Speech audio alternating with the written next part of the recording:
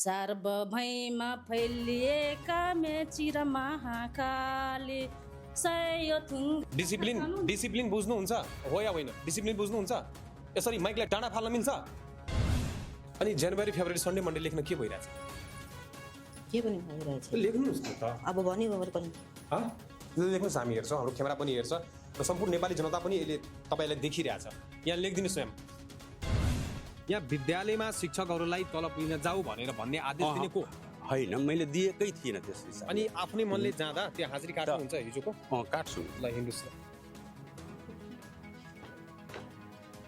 उहाँ त बिरामी बिरामी तपाईँ अहिले आफ्नो हाजिरी अहिले यति बेला काट्नुहुन्छ? यो एउटा यस्तो नमुना सामुदायिक विद्यालय हो जो कि दिउँसो 2 बजे विद्यालय खुलिरहेको छ। यसरी हेर्नुहोस् तपाईँहरू। होइन, शिक्षा त राम्रो छ, कसरी भन्नु नराम्रो छ भनेर सोध्नु न मेरो बच्चाले। वाट इज नाउन आउँछ? आउँदैन? कति? वाट इज नाउन आउँदैन? वाट इज नाउन आउँदैन है? What is noun? म्याम यसरी नै पढाउनुहुन्छ है?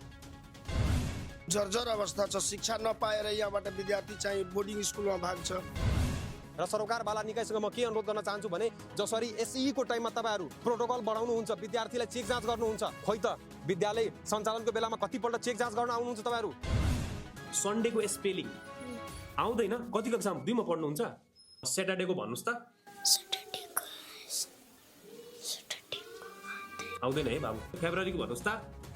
आउँदैन? तपाईँले मेरो भिडियो देख्नुहुन्छ? हजुर सर, राम्रै काम गरेको छु होला? हजुर, काम त राम्रो हो सर, नराम्रो भन्न मिल्दैन। किनभने अब यो सामुदायिक विद्यालयहरूको होइन स्थितिको कारणले गर्दा मान्छेहरू हेरेपछि उनीहरूमा पनि चेतना जागोस्। म एउटा शिक्षक। अनि तपाईँहरूमा सर चेतना किन जागेन? यो विद्यालय कति कक्षामा पढ्नुहुन्छ? कक्षा 5। कक्षा 5 मा? कतिवटा प्रदेश छ हाम्रो देशमा? जिल्ला थाहा छ?